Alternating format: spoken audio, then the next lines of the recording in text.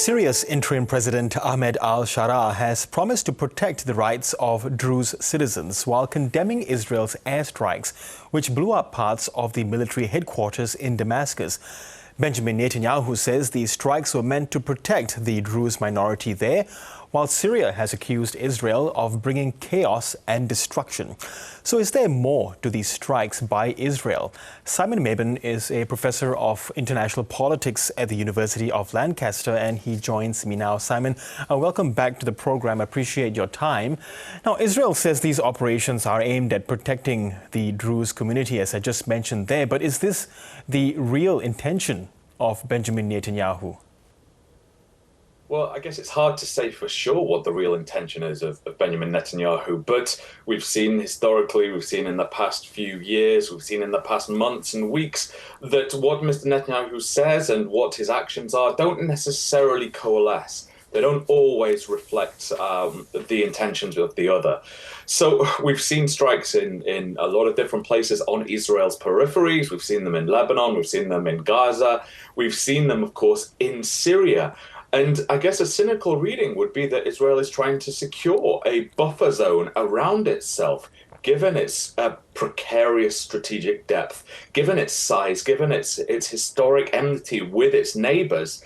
And perhaps trying to secure a buffer zone is one security way of ensuring its future. That is the cynical reading, of course. It may well be that Mr. Netanyahu is trying to protect the Druze. There are Druze in Israel, there are Druze in the Israeli-occupied Golan Heights. So there are a couple of different ways of reading it, I guess. Yes, how do the Druze, particularly those in parts of Syria, and there are some in Damascus itself and also Sweida, but also Golan Heights, how do they see themselves in the context of Syria as a nation? Well, they see themselves in lots of different ways. There are regional identities, there are national identities, there are ethnic, there are religious identities. And I think it's really important not to speak of the Druze as a singular bloc, much like it is important not to speak of Australians as a coherent singular bloc. There are lots of different identities, lots of different tensions within those identities. And so the people in Sweida have different ideas, different aspirations, different ideologies, different experiences, different daily lives to the people in Damascus, to the people in Israel, to the people to the Druze in Israel, I should say, to the Druze in the Israeli-occupied Golan Heights. There's lots of different experiences here, which mean there are lots of different relations with the central Syrian state, in the case of Sweida and Damascus, of course.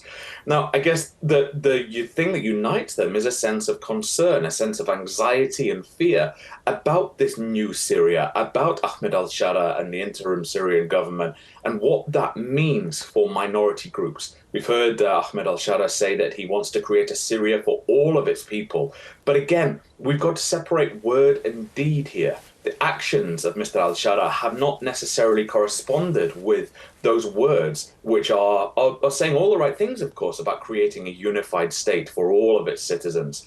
But the actions don't necessarily correspond with that.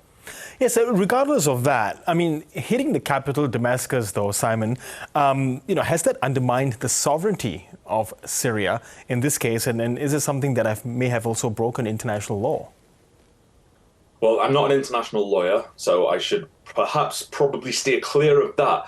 But if we're talking about sovereignty, I think there's a very strong case to say that Syria has not been a sovereign state for a long, long time, in the sense that during the Assad years, when there was the conflict, Syrian borders, Syrian sovereignty was penetrated by Iran, Saudi Arabia, Qatar, by Israel itself, of course, by Lebanese forces, Hezbollah in particular. So there's a long history of Syrian sovereignty being eroded, being given away, if you will, by Assad, or being penetrated by those wishing to facilitate his downfall. Now, the Israeli strikes, of course, highlight the continued penetration of Syrian sovereignty, the continued erosion of Syrian sovereignty. And if we take sovereignty as this idea that there is this centralized hierarchy of power with a monopoly of legitimate violence coalescing around a particular legitimate authority, and in this case, I'm meaning Ahmed al-Shara, the interim president, then it seems to me that we can't really speak of a sovereign Syria, because Ahmed al-Shara does not have a monopoly of violence. He is not able to coalesce all of the different militias, all the different forces operating within Syria. He's not able to dictate what what they are able to do and what they cannot do. There is widespread violence. We've seen the violence in Latakia. We've seen the violence in Sweida. And then we've seen the Israeli strikes, which could well be in breach of international law. There doesn't seem to have been an imminent threat to Israel that would allow the justification of a strike against Damascus, against the Syrian military targets. I'll leave that one more to the lawyers, but I think to speak of Syrian sovereignty right now is perhaps inappropriate. We're seeing a state that is trying to rebuild itself from the ashes of a devastating conflict, and it's a state that is beset by fear, anxiety, and insecurity. So if there is a mistrust among so many different communities in Syria, like you said, it's incredibly diverse. What does the task at hand, what is the future of the task at hand for Ahmed al-Sharaa? Surely he's going to need international help to make sure that his words materialize into the deeds that yet to come to fruition. Well, we've seen a degree of international support for his interim government in the easing of sanctions and the cancelling of debt, particularly from Gulf states. So that, I think, is a big step forward. But at the same time, Ahmed al-Sharaa and his interim government, they need to take and enact certain policies that will bring Syrians together, that will unite them under a common, shared, collective whole. And that means recognizing the disparate identities, the different ethnic, religious, tribal identities that make up this rich nation that is Syria. But then that only gets us so far, because then you need to have the political settlement. What is a Syria going to look like? Is it going to be a form of power sharing that allows these minority groups to have a formal say in the organization of Syria, the running of Syria on a day-to-day basis, like in Lebanon? But that's not necessarily worked particularly well. Or is it going to go down the federal route? But that, again, will not be all that popular with those in positions of power right now, because it cedes power to those on the periphery. So it's a really difficult one. And the situation is being made so much more worse by the continued Israeli strikes, even at a time when it looked like Israel and Syria were going to recognize one another. And there was talk of Syria even joining the Abraham Accords not so long ago.